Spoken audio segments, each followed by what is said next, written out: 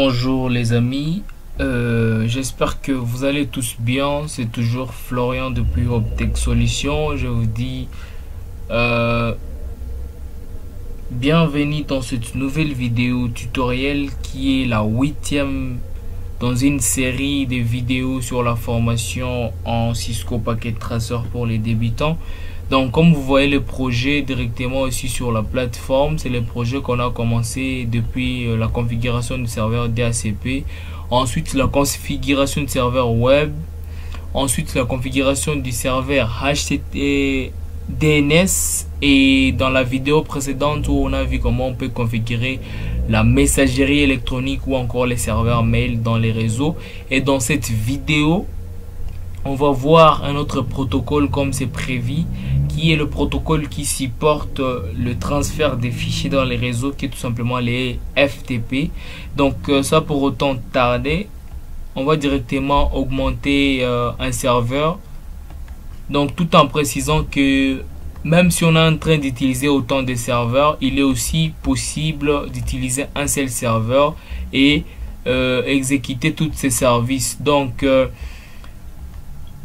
on va peut-être tourner une autre vidéo dans laquelle on explique comment on peut le faire. Donc dans un seul serveur, on essaie de mettre ou de configurer tous ces protocoles ou encore tous ces services.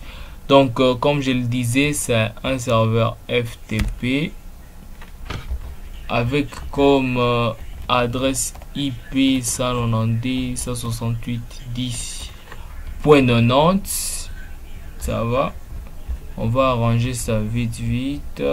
Donc comme ça, hop et hop, un peu de l'esthétique. Donc on va passer directement à la configuration statique du serveur FTP.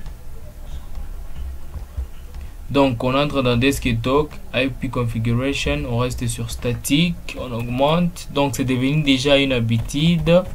192.168.10.90 avec comme masque, avec comme DNS 192.168.10.90. Donc jusque là on n'a pas de gateway, on n'est pas en train d'utiliser des routeurs. On fait top, on peut directement vérifier même si c'est un serveur. IP config, voilà. Donc comme vous pouvez le voir, voilà l'adresse IP qui est bien configurée. Maintenant, après avoir configuré la pile TCP/IP du serveur, nous allons passer directement à la configuration du service maintenant FTP. On va aller dans service, on va dérouler jusqu'à FTP. Et maintenant, vous allez voir que le service est d'abord à on, au lieu de les laisser à off, ou soit si vous trouvez que par défaut chez vous c'est à off, vous devez d'abord activer les services.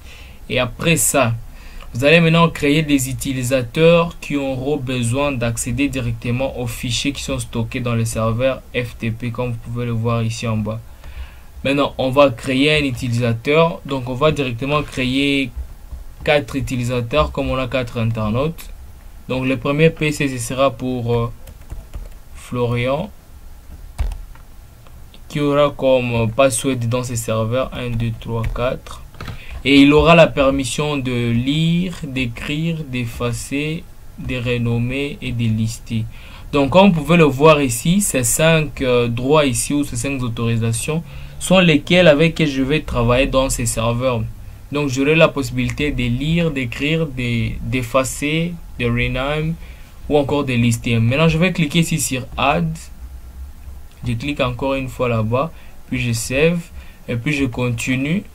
Un autre utilisateur sera Lucien avec même mot de passe Jade. Un autre utilisateur sera Eli. J'ai mal écrit s'il vous plaît. Eli avec comme mot de passe 1, 2, 3, 4 pour ne pas complexifier les choses. Je lui donne le droit lui aussi, mais je me souviens que chez Lucien c'est la même chose, chez Florian c'est la même chose. Ah ok, alors je change là-bas, j'augmente un autre utilisateur qui est Christian et j'ajoute, je vérifie si Christian a tous les droits, Eli a tous les droits, Lucien a tous les droits, Florian a tous les droits. Maintenant, les fichiers qui seront partagés, ils sont là. Comme vous pouvez le voir ici, c'est écrit file. Maintenant, ils sont là jusqu'à la fin. Maintenant, après avoir créé des utilisateurs, donc là, on a déjà fini avec la configuration des utilisateurs, mais aussi du serveur FTP. Ce qui est là, il ne nous reste que à tester l'autre serveur FTP s'il est déjà accessible dans les réseaux. Donc, avec son adresse IP 192.168.10.90, on va les copier parce que c'est avec elle qui va nous permettre d'accéder directement au service. On va se rendre dans ces PC. Maintenant, on va aller dans les navigateurs. Non, pas dans les navigateurs, plutôt dans command prompt. Et puis, ce qu'on va taper, c'est les FTP. FTP. On va faire espace. Et puis, on va paste.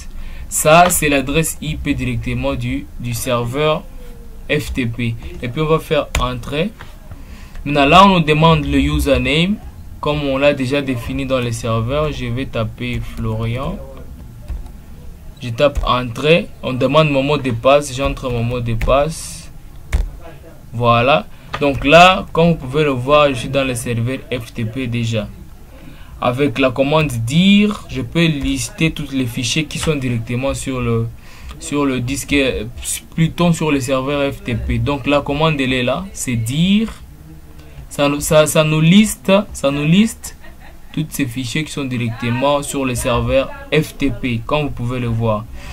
Maintenant, je vais essayer la même chose, c'est d'autres utilisateurs. J'entre dans Lucien. Je viens dans commande prompt, je tape la commande FTP, je passe et puis je fais entrée.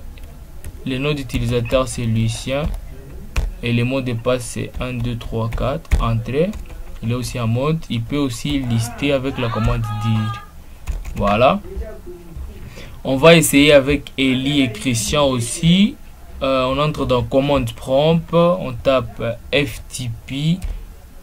On fait espace, on passe, entrée, on met Eli, entrée, mot de passe, entrée, voilà, il va aussi essayer dire. Donc vous voyez que directement nous tous on a accès au serveur FTP, quelque chose qui est vraiment trop sympa.